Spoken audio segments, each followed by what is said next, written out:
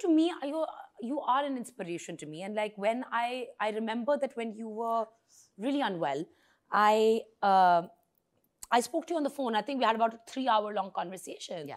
And I think I was weeping and you were weeping. Yeah. And I think it was actually the first time we really opened up and bonded.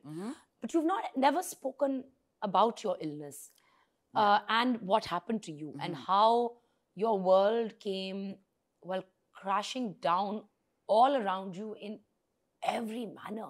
Would you mind, like, No, of course. opening up about that? Like, what was that time like, and what? It was. I mean, if I look back, and it's very clear in my mind what happened, because I remember I used to write journal a lot. I was on the wheelchair for about 8 months. I was told that I may not walk again. I developed this autoimmune disease that actually started hitting and targeting the bones and joints of my body. And it started actually, I had trigeminal neuralgia. It's like this excruciating pain. You don't know where it's coming from. And any MRI, any test would just show it to be normal. Now, I had lost my sister about 2-3 years before that. And it was just a case of, oh, this could be psychosomatic.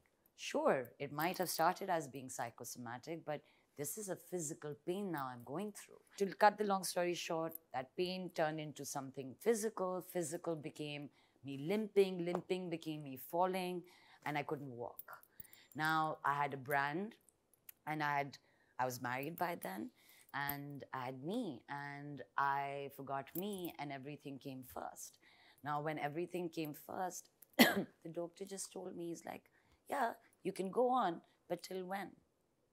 You lose a leg today, you lose your eye tomorrow.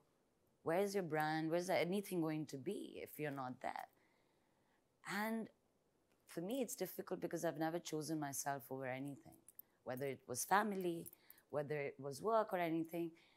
And that was the hardest thing I could have done, was to choose myself over my brand, even my marriage, to a point where I had to scale back on going socially out.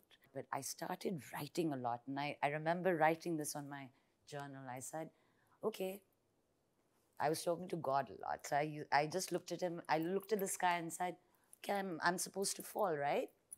Okay, let's see how far you're going to make me fall. There'll be one day there'll be ground that I'll have to fall on.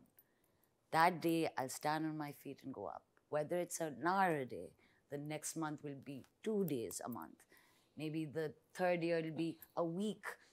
But I promise myself I'll fall, because I was also trying to force myself not to fall.